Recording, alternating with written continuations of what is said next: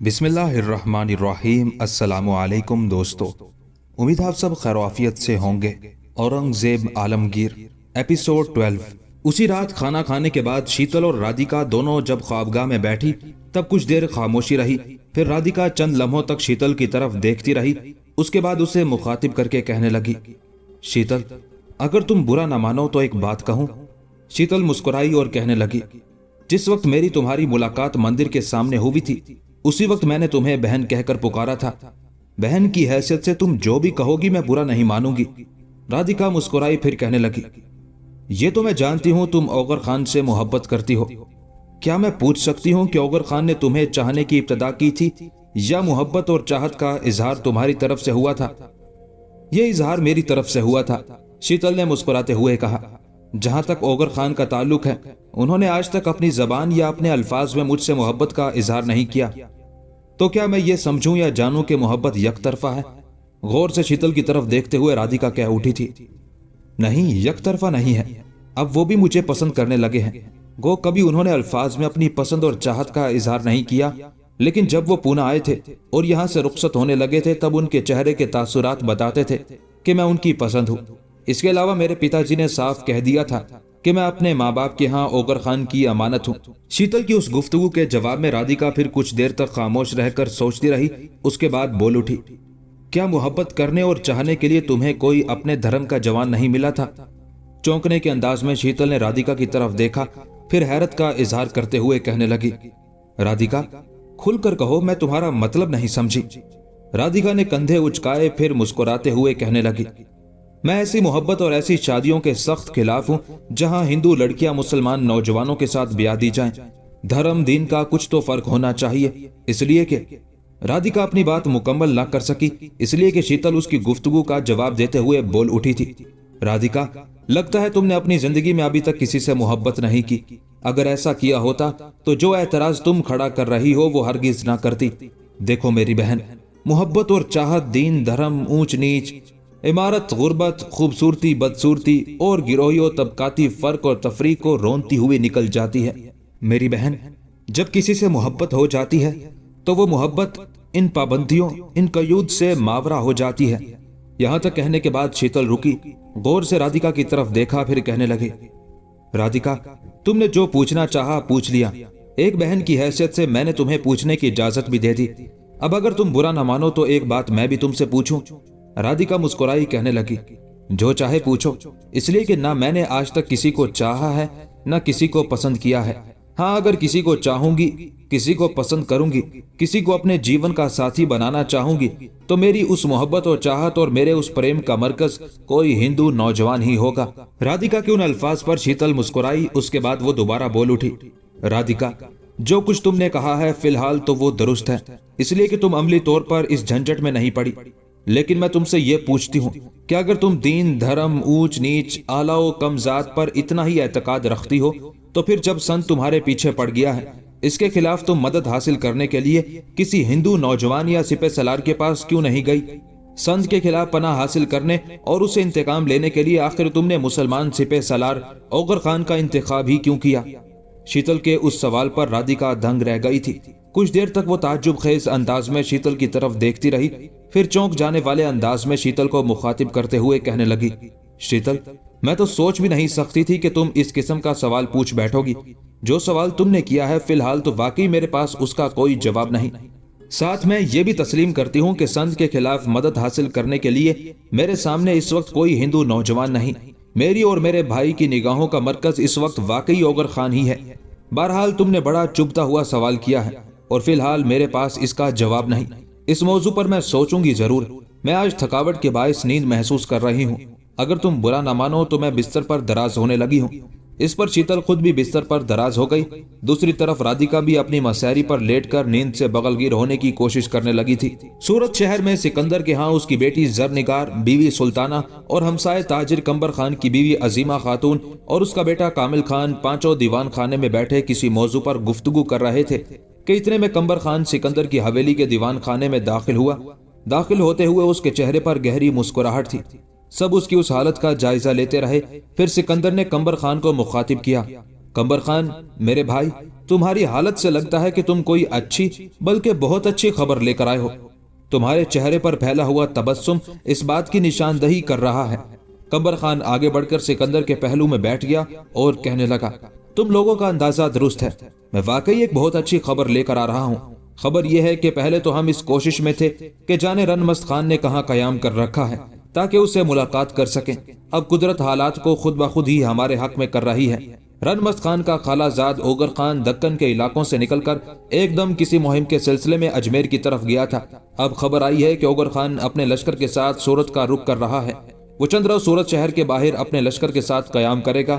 اس کے بعد کچھ سامان راجہ جے سنگھ کو پہنچانے کے لیے وہ پونا جائے گا۔ یہ بھی سنا گیا ہے کہ اوگر خان نے کچھ قاصد اپنے خالہ زاد رن مست کی طرف بھجوائے ہیں اور اسے یہ پیغام دیا ہے کہ وہ بھی سورت پہنچے۔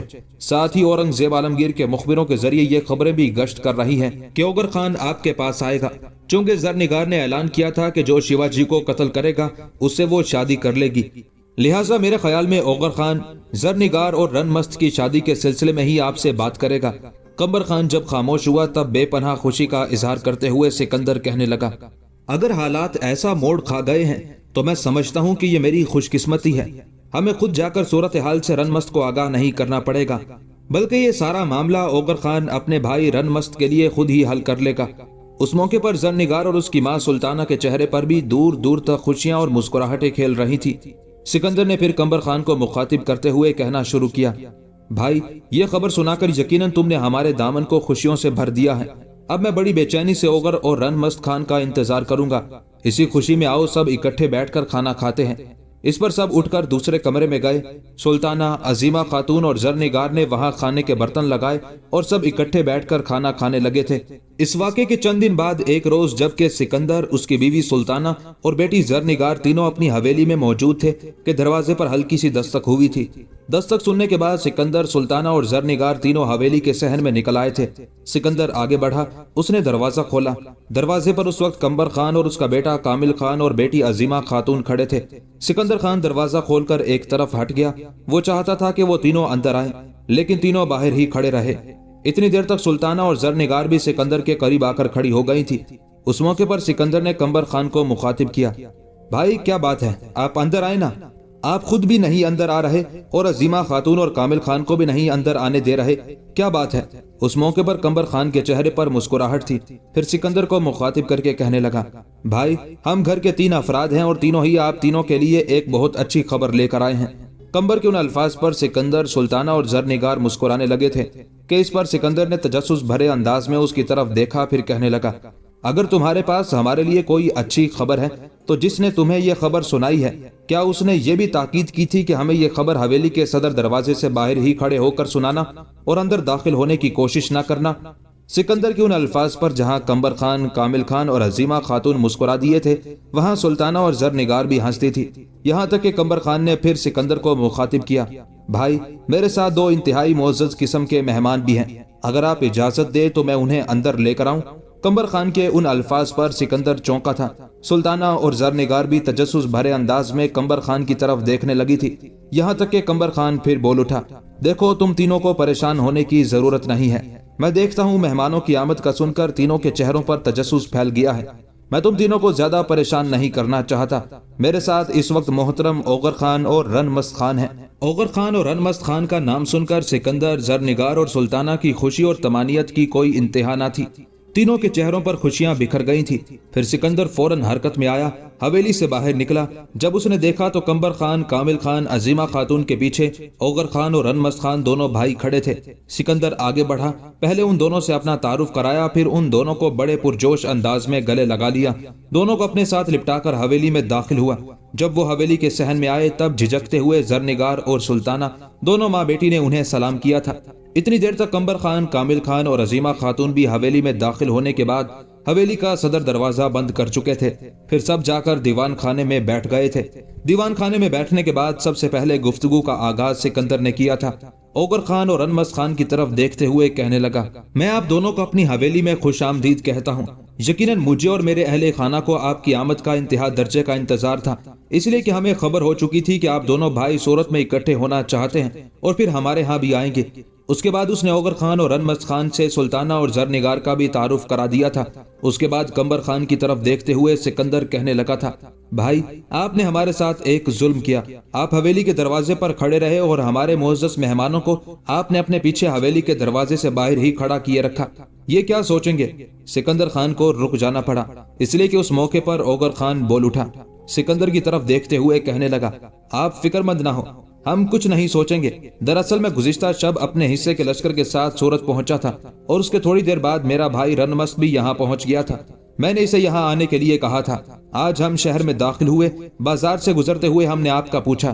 وہ جس سے ہم نے پوچھا اس نے محترم کمبر خان کی دکان کی نشاندہی کر دی اور ساتھ ہی یہ بھی انکشاف کیا کہ یہ آپ کے ہمسائے ہیں، لہٰذا میں اور رنمست خان ان کے پاس گئے۔ ان کی مہربانی یہ اسی وقت ہمارے ساتھ ہو لیے۔ ہماری آمد پر جو انہوں نے خوشی کا اظہار کیا وہ میں الفاظ میں بیان نہیں کر سکتا۔ پہلے ہی ہمیں اپنی حویلی میں لے کر گئے، وہاں ہمارے گھوڑے بندوائے، ہماری خاطر مدارت بھی کی، اس کے بعد آپ کے پاس لے کر آئے ہیں۔ اس لیے نہ ہمیں نہ آپ کو ان سے کوئی شکوہ ہونا چاہیے۔ اوغر خان جب خاموش ہوا تب بڑی تیزی سے سکندر خان کہنے لگا، پہلے کوئی شکوہ نہیں تھا لیکن اب تو ہے۔ خاطر مدارت تو ہمیں کرنی چاہیے تھی، اس میں پہل کمبر خان نے کیسے کر لی؟ سکندر کے خاموش ہونے پر کمبر خان کی بیوی عظیمہ خاتون بول اٹھی، بھائی کیا آپ اور ہم میں فرق ہے؟ اس موقع پر سکندر نے اپنی پیشانی پر ہاتھ مارا، کہنے لگا، میری بہن۔ یہ جملہ کہہ کر آپ نے سارا معاملہ ہی ختم کر دیا ہے۔ اس موقع پر اوغر خان نے سکندر کی طرف دیکھتے ہوئے کہنا شروع کیا، اگر آپ برا نہ مانے تو جس موضوع پر میں آپ سے گفتگو کرنے کے لیے آیا ہوں میں چاہتا ہوں کہ اس پر گفتگو کروں، اس لیے کہ ہم دونوں بھائیوں کا قیام یہاں صرف آج کے دن کے لیے ہے۔ آج مغرب کی نماز کے بعد میں پونا کی طرف کوچ کر جاؤں گا۔ رنمست خان بیجاپور کی سرحدوں کا رخ کرے گا۔ میں نے آپ کی بیٹی کا ایک اعلان سنا تھا اور اسی اعلان کی روشنی میں آج اپنے بھائی رنمست کو لے کر آپ کی خدمت میں حاضر ہوا ہوں۔ میں چاہتا ہوں، یہاں تک کہتے کہتے اوغر خان کو رک جانا پڑا، اس لیے کہ اس کی طرف دیکھتے ہوئے سکندر خان ہلکی ہلکی مسکراہٹ میں کہنے لگا، بیٹے اب تم دونوں کی حیثیت ہمارے ہاں بیٹوں کی سی ہے۔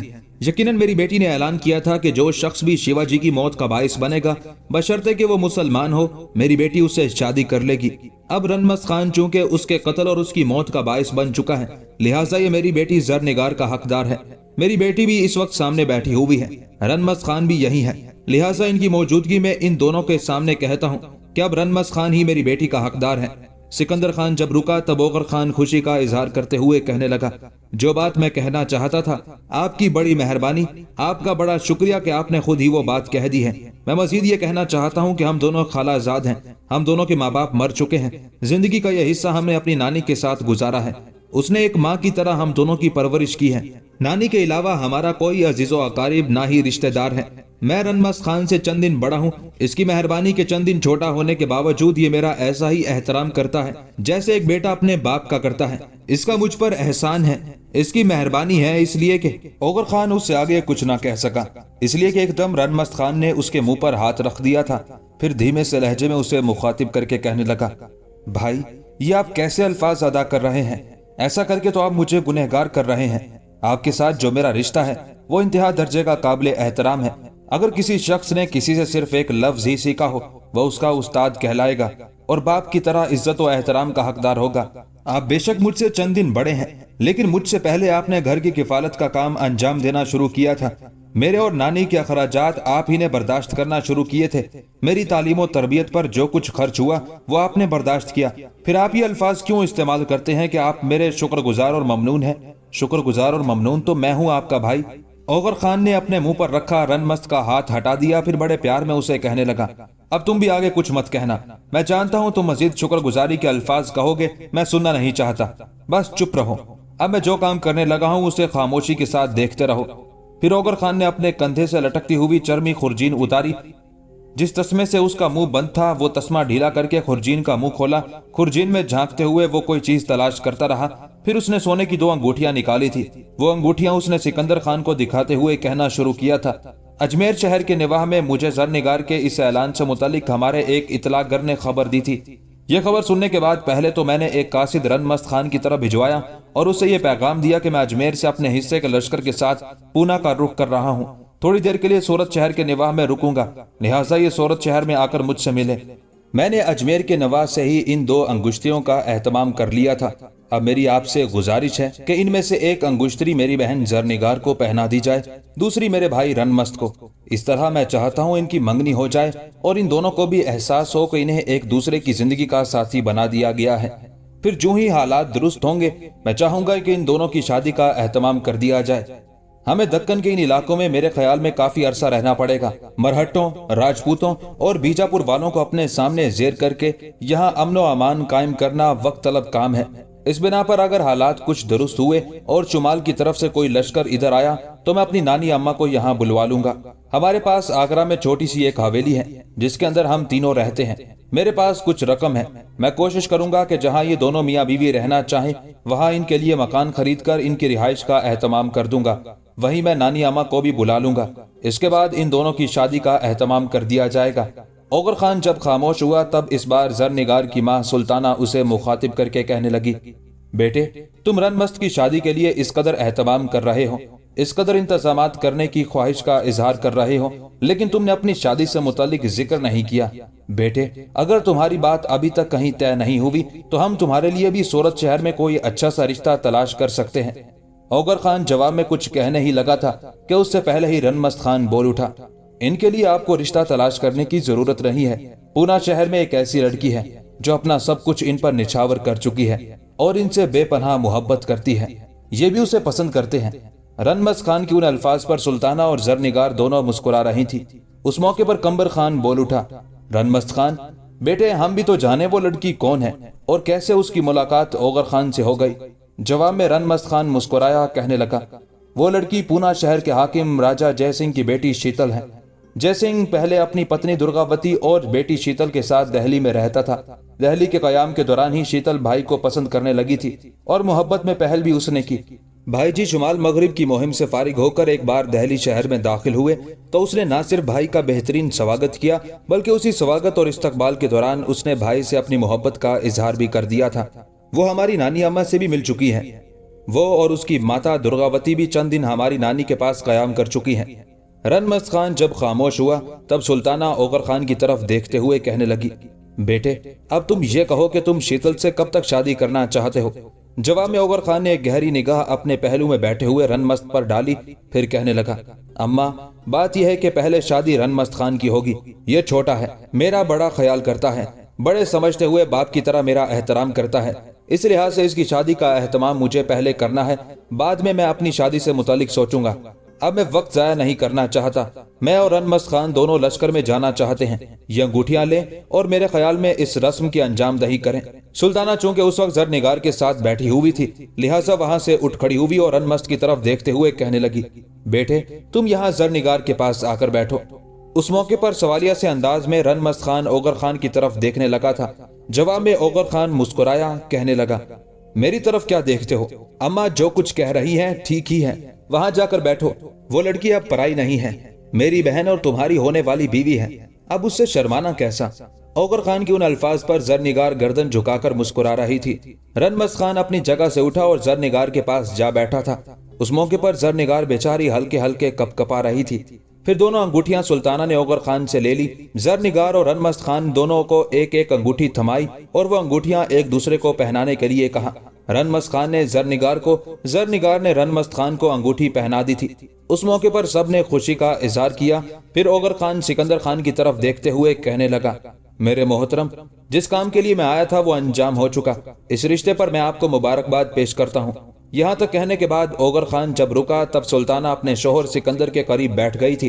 फिर औगर खान को मुखातिब करके कहने लगी, बेटे, अब हमारे और तुम्हारे दरमियान एक रिश्ता है। थोड़ी देर पहले अपनी गुफ्तगू के दौरान तुम कह रहे थे कि तुम इन दोनों की रिहाइश के लिए कोई मकान खरीद लोगे। बेटे, तुम्हें ऐसा करने की कोई जरूरत नहीं।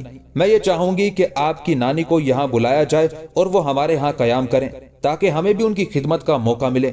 बेटे, तुमने अभी तक ये नहीं बताया कि जब तुम घर के 3 ही अफराद हो तो फिर तुम्हारी नानी अम्मा को कौन संभालता है? औगर खान गला साफ करते हुए कहने लगा, दरअसल हमारे हमसाए बहुत अच्छे हैं। शुरू से ही वो मेरी नानी अम्मा का ख्याल रखते हैं। हमारे हमसायों की 2 बेटियां हैं जो शादी के बाद भी हमारी हवेली के दाएं बाएं रहती हैं। वही हमारी नानी अम्मा को संभालती हैं और उन्होंने कभी हम दोनों भाइयों को नानी अम्मा की खिदमत का मौका ही नहीं दिया। नानी अम्मा भी उन पर पूरा एतमाद और भरोसा करती हैं। हमारी गैर मौजूदगी में वही हमारी नानी अम्मा की देखभाल करती है। ओगर खान जब खामोश हुआ तब सुल्ताना फिर बोल उठी, जब भी तुम्हें मौका मिले नानी अम्मा को यहाँ बुलाओ, वो हमारे पास कयाम करेंगी, मैं और जरनिगार उनकी देखभाल करेंगी। सुल्ताना जब खामोश हुई तब जरनिगार पहली बार ओगर खान को मुखातिब करते हुए कहने लगी, भाई अम्मा ठीक कहती हैं, आप नानी अम्मा को यहाँ बुलाएं, मैं खुद उन्हें संभालूंगी, उनकी खिदमत करूंगी, उनकी देखभाल करूंगी। जरनिगार के उन अल्फाज पर ओगर खान खुश हो गया था। फिर सिकंदर की तरफ देखते हुए कहने लगा, अब आप हम दोनों भाइयों को इजाजत दें, जिस मकसद के लिए हम आए थे खुदा का शुक्र के बड़े एहसन तरीके से उसे अंजाम दे चुके हैं। अब हम दोनों भाई लश्कर में जाएंगे। मगरिब के बाद मैं पूना का रुख कर जाऊंगा, रनमस्त बीजापुर की तरफ चला जाएगा। ओगर खान के उन अल्फाज के जवाब में सिकंदर खान कुछ कहना ही चाहता था कि कंबर खान पहले ही बोल उठा, ओगर खान बेटे, ये कैसे मुमकिन है? अभी अभी मंगनी की रस्म अदा की गई है और अभी तुम दोनों भाई उठकर चले जाओगे? बेटे ऐसा तो नहीं हो सकता, अभी थोड़ी देर तक खाने का एहतमाम करेंगे, इस मंगनी की खुशी में सारे बैठकर खाना खाएंगे, इसके बाद सोचेंगे कि क्या करना है। जवाब में ओगर खान कहने लगा, कंबर खान मेरे मोहतरम, आपका कहना दुरुस्त है, लेकिन मुझे वक्त जाया किए बगैर पूना पहुंचना है। इसके बाद मुझे मरहट्टों के खिलाफ अपना लाहे अमल भी तैयार करना है कि किस तरह उनसे निमटना है, इसलिए कि मरहट्टों ने अपने लश्कर को कई हिस्सों में तकसीम कर दिया है। यह तरीका कार शिवाजी के बेटे शंभू जी ने अपनाया है। दरअसल शंभू जी ने अपने लश्कर का एक हिस्सा तो अपने साथ रखा है, यह हिस्सा काफी बड़ा है, बाकी लश्कर को उसने अपने दूसरे सालारों के तहत करके मुख्तलिफ अतराफ में फैला दिया है, जो लूट मार, डाका जनी और शिकस्त और रेख्त का काम अंजाम देते हैं और अपने लिए जरूरियात का सामान हासिल करते हैं। ऐसा करने से शंभू जी ये भी इरादा रखता है कि इस तरह वो हमारे लिए इन इलाकों में अनगिनत महाज खोलेगा। जगह जगह उसके सालार मुख्तलिफ इलाकों में कार्रवाइयों में मसरूफ रहेंगे और हमारे लिए अनगिनत महाज खोलकर परेशानी और नाकामियों का बायस बनते रहेंगे, लेकिन मैं उन्हें ऐसा करने की इजाजत नहीं दूंगा। मैं बहुत जल्द मरहटों के अलावा राजपूतों को भी अपने सामने जेर करके मीरे मोहतरम औरंगजेब आलमगीर की निगाहों में सुरखरू होना चाहता हूँ। ओगर खान जब खामोश हुआ तब सिकंदर बोल उठा, बेटे जो कुछ आपने कहा है वो बिल्कुल दुरुस्त है, हम तुम्हारी बात को तस्लीम करते हैं, पर बेटे हम तुम दोनों भाइयों को ज्यादा देर नहीं रोकेंगे, अभी थोड़ी देर तक खाना तैयार करते हैं। हमारे साथ खाना खाकर खुशी का इजहार करके फिर तुम दोनों भाई रुखसत होना चाहोगे तो हम तुम्हारी राह नहीं रोकेंगे। उसके साथ ही सिकंदर खान के कहने पर सुल्ताना, जरनिगार और अजीमा खातून खाना तैयार करने लग गई थी। सबके साथ ओगर खान और रनमस्त खान ने खाना खाया, फिर वो वहां से रुखसत हो गए थे। उसी रोज मगरिब की नमाज के बाद रनमस्त खान अपने हिस्से के लश्कर के साथ बीजापुर की तरफ चला गया था, जबकि ओगर खान अपने लश्कर को लेकर पूना का रुख कर रहा था। मेवाड़ का राजा महाराणा जयसिंह और दुर्गादास मेवाड़ के एक मुस्तकर में कुछ राजपूत सालारों के साथ एक जगह जमा हुए। जब बहुत से राजपूत सालार उन दोनों के गिर्द जमा हो गए तब महाराणा जयसिंह अपने उन सालारों को मुखातिब करते हुए कहने लगा, मेरे अजीजों, औरंगजेब आलमगीर का सालार ओगर खान मेरे बाप की मौत का सबब बना था, जबकि मरहट्टों के मौजूदा पेशवा शंभू जी के बाप शिवाजी की मौत का सबब उसी ओगर खान का भाई रनमस्त खान बना था। अब हमारे लिए बेहतरीन मौका है कि हम अपनी शिकस्त का इंतकाम औरंगजेब आलमगीर के लश्कर से लें।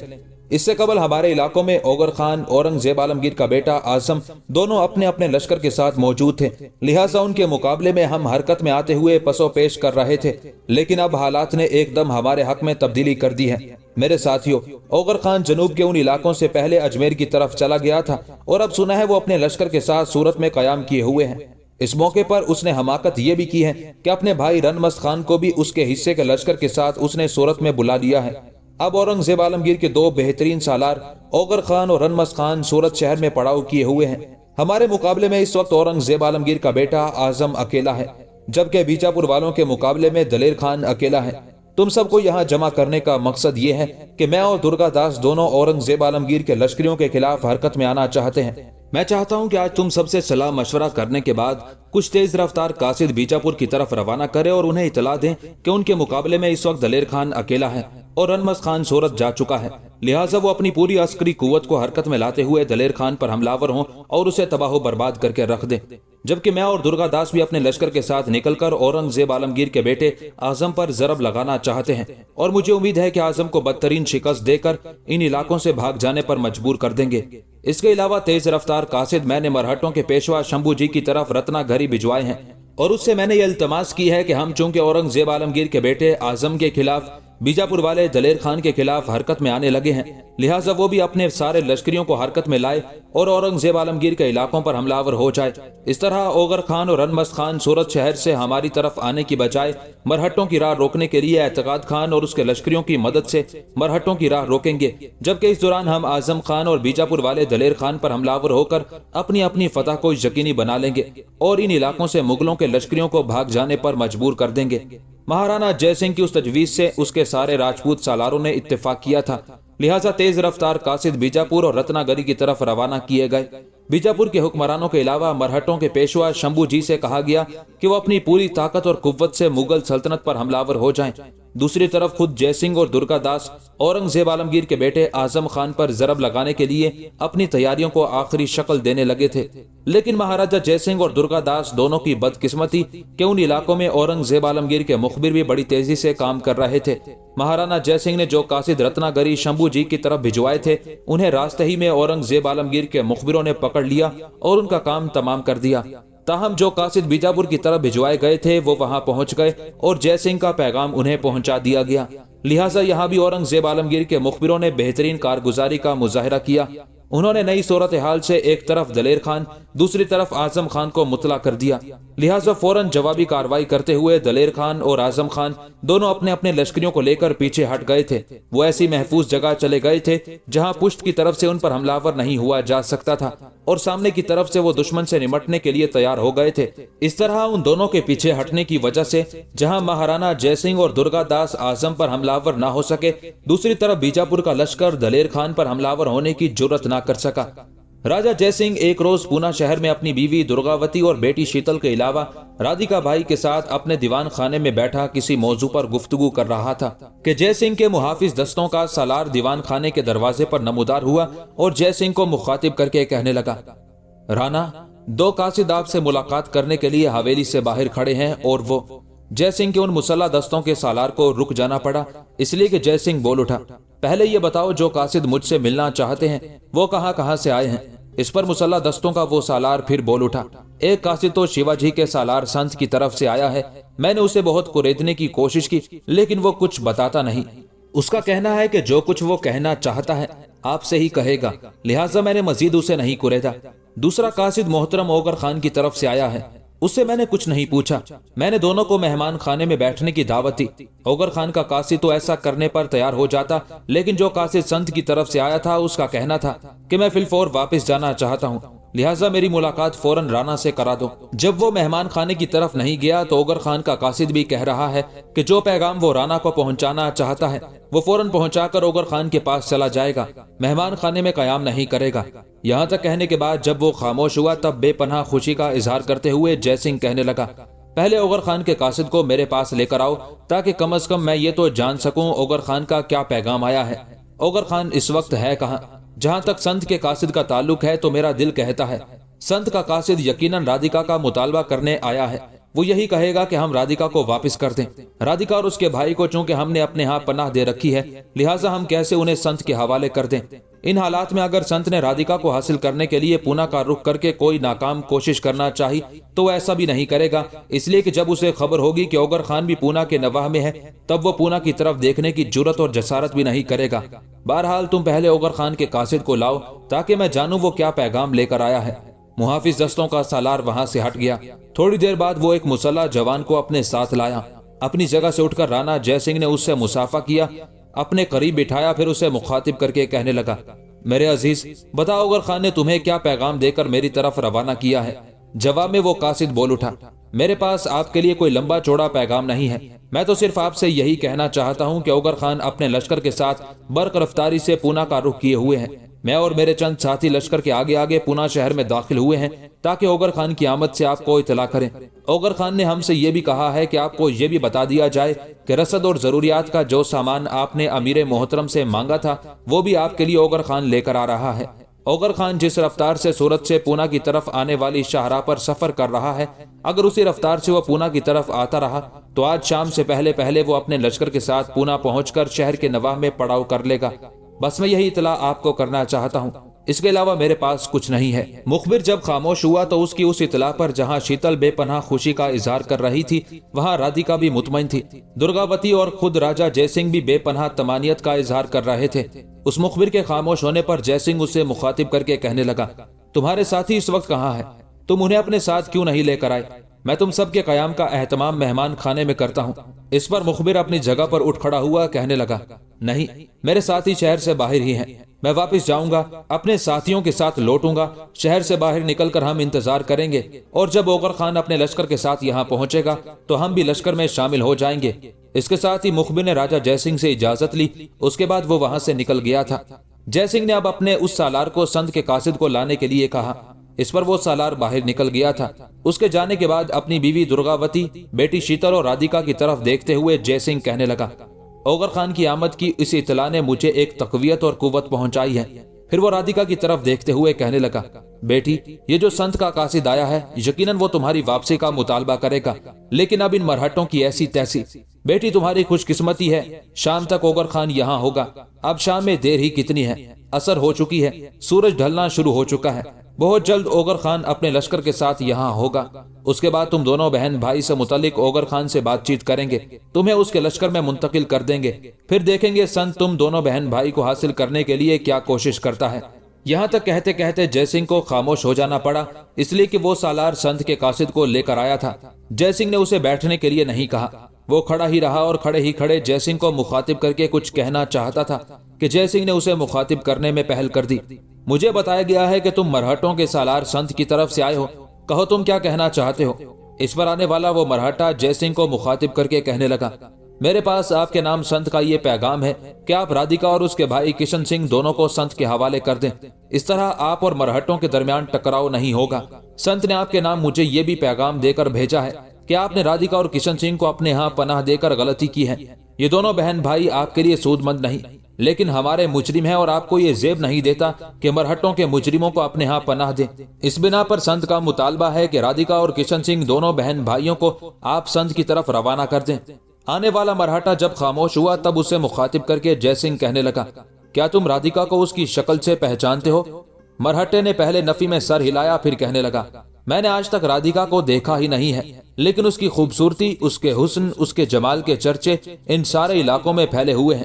اگر میرا اندازہ درست ہے اور میں غلطی پر نہیں تو میں کہہ سکتا ہوں کہ یہ جو آپ کے ساتھ دو لڑکیاں بیٹھی ہوئی ہیں، ان دونوں میں سے ایک ضرور رادھیکا اور دوسری آپ کی بیٹی شیتل ہو سکتی ہے، اس لیے کہ رادھیکا اور شیتل ان علاقوں میں انتہا درجے کی خوبصورت لڑکیاں خیال کی جاتی ہیں، لہٰذا ان دو لڑکیوں میں سے ایک ضرور رادھیکا ہے۔ جواب میں جے سنگھ مسکرایا، پھر رادھیکا کی طرف اشارہ کرتے ہوئے کہنے لگا، یہ سامنے رادھیکا بیٹھی ہوئی ہے، اس سے پوچھو کیا یہ تمہارے ساتھ سنت کے پاس جانے کے لیے تیار ہے؟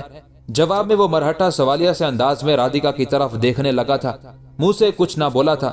اس پر جے سنگھ نے رادھیکا کو مخاطب کیا، بیٹی، سنت کا یہ قاصد تمہاری طرف سوالیہ انداز میں دیکھ رہا ہے، تم خود ہی سے جواب دے دو۔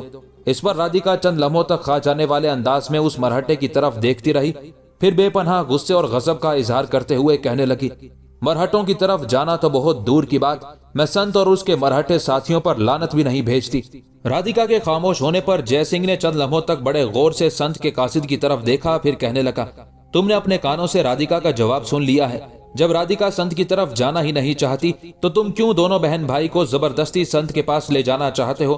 جے سنگھ جب خاموش ہوا تب سنت کا وہ قاصد کچھ دیر خاموش رہا، سرسری سی ایک نگاہ اس نے رادھیکا پر ڈالی، اس کے بعد جے سنگھ کی طرف دیکھتے ہوئے کہنے لگا، جہاں تک مجھے بتایا گیا ہے دونوں بہن بھائی معصوم نہیں ہیں، مجرم ہیں، سنت کے ہاں سے بھاگ کر اس طرف آئے ہیں، دونوں سنت کے قیدی تھے۔ کیا آپ سمجھتے ہیں کہ ایک قیدی بھاگ جائے تو معصوم کہلاتا ہے؟ اس موقع پر میں آپ سے یہ بھی کہوں گا کہ اگر آپ نے رادھیکا اور اس کے بھائی کشن سنگھ دونوں کو سنت کے حوالے نہ کیا تو سنت آپ کے خلاف کوئی انتقامی کارروائی بھی کر سکتا ہے۔ اس مرہٹے کے ان الفاظ پر جے سنگھ کسی قدر تاؤ کھا گیا تھا، برہمی کا اظہار کرتے ہوئے کہنے لگا، تم مرہٹے ہو، مرہٹوں کا ہم اچھوت خیال کرتے ہیں، لہٰذا ایک اچھوت کی حیثیت سے اپنی حدود کے اندر رہ کر مجھ سے گفتگو کرو۔ واپس جا کر میری طرف سے سنت کو یہ پیغام دینا کہ وہ جب اور جس وقت چاہے انتقامی کارروائی کر لے، لیکن رادھیکا اور اس کے بھائی کشن سنگھ کو کسی بھی صورت اس کے حوالے نہیں کیا جا سکتا۔ جے سنگھ رکا، پھر اپنی بات کو آگے بڑھاتے ہوئے وہ کہہ رہا تھا، سنت کے قاصد، میری دو باتیں جا کر سنت سے کہنا۔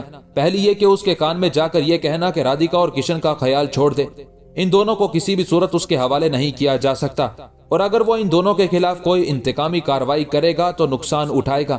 दूसरी बात, मेरी तरफ से संत को ये भी जाकर बता देना कि आज शाम तक राधिका और किशन दोनों बहन भाई औरंगजेब आलमगीर के नामवर सालार ओगर खान के लश्कर में मुंतकिल हो जाएंगे। ओगर खान आज शाम तक पूना पहुंच रहा है और उसके यहाँ पहुंचते ही राधिका और किशन दोनों ही उसके लश्कर में चले जाएंगे। संत से जाकर कहना अगर उसमें हिम्मत और जुरत और ताकत है तो इन दोनों बहन भाई को ओगर खान से जाकर ले ले। जय सिंह जब खामोश हुआ तब संत का कासिद बोल उठा, ये ओगर खान कौन है और आप राधिका और किशन दोनों बहन भाई को उसके हवाले क्यों कर रहे हैं? जवाब में जय सिंह मुस्कुराया, कहने लगा, देख मरहटे, तूने बैक वक्त 2 सवाल कर दिए हैं। पहला सवाल तुमने ये किया है कि ओगर खान कौन है और दूसरा सवाल ये दाग दिया है कि मैं राधिका बाई और किशन सिंह दोनों को ओगर खान के हवाले क्यों कर रहा हूँ। तुम्हारे पहले सवाल का जवाब ये है कि ओगर खान औरंगजेब आलमगीर के बेहतरीन सालारों में से एक है। यूं जानो वो अपने दुश्मनों के लिए चलती फिरती मौत और जहर से भरा हुआ एक जाम है जो उसे हाथ लगाएगा हलाकत और मर्ग के गारों में गिर जाएगा। संत से जाकर कहना कि ओगर खान से बचकर रहे। अगर ओगर खान उसके खिलाफ हरकत में आ गया तो उसके जिस्म की चमड़ी उल्टा लटकाकर उतार कर रख दी जाएगी। तुम्हारे दूसरे सवाल का जवाब यह है कि जिस वक्त राधिका और किशन सिंह दोनों बहन भाई संत के पड़ाव से भागे थे तो वहां से भागने के बाद उनकी मंजिल पूना शहर नहीं था, ना ही ये मेरे यहाँ पनाह लेना चाहते थे। इनकी मंजिल पहले ही ओगर खान था, इसलिए कि इन दोनों बहन भाई के जहन में किसी ने ये बात डाल दी थी कि मरहट्टों से उन्हें कहीं पनाह और तहफ्फुज मिल सकता है तो वो ओगर खान के पास ही मिल सकता है। मेरे पास तो ये सिर्फ मेहमान की हैसियत से चंद दिन के लिए ठहरे हुए हैं ताकि जब ओगर खान इन सरजमीनों की तरफ आए तो ये उसकी हिफाजत में चले जाएं। इसलिए कि ओगर खान इन दिनों दक्कन से निकलकर अजमेर की तरफ गया हुआ था और आज शाम तक यहाँ पहुंच रहा है। इस बिना पर मेरे ये दोनों मुअज़्ज़ज़ मेहमान मेरे हाथ से निकलकर ओगर खान के पास चले जाएंगे। जय सिंह के उन अल्फाज के जवाब में संत का वो कासिद कुछ ना कह पाया था, शर्मसार सा हो गया था। जय सिंह ने फिर उसे मुखातिब किया, अब तुम जा सकते हो, मैं मजीद तुम्हारे साथ कोई गुफ्तगू नहीं करना चाहता। जो कुछ मैंने कहा है यही जाकर संत से कह देना। संत में हिम्मत हुई तो उससे निमट लेगा। उसके साथ ही संत का वो कासिद वहां से चला गया था। उसके जाने के बाद जय सिंह की पत्नी दुर्गावती अपनी जगह पर उठ खड़ी हुई और बेपनाह खुशी और मुसरत का इजहार करते हुए कहने लगी, मेरे ख्याल में हमें उठकर ओगर खान के स्वागत और इस्तकबाल की तैयारियां करनी चाहिए। वक्त थोड़ा रह गया है। उसके कासिद ने कहा था कि वो मगरिब तक यहाँ पहुंच जाएगा और मगरिब होने में अब कोई ज्यादा देर तो नहीं है। जय सिंह के अलावा शीतल और राधिका तीनों ने दुर्गावती की उस तजवीज से इत्तेफाक किया था। फिर वो ओगर खान का इस्तकबाल करने के लिए अपनी तैयारियों को आखिरी शक्ल देने की खातिर दीवान खाने से निकलकर अपने अपने कमरों की तरफ हो लिए थे।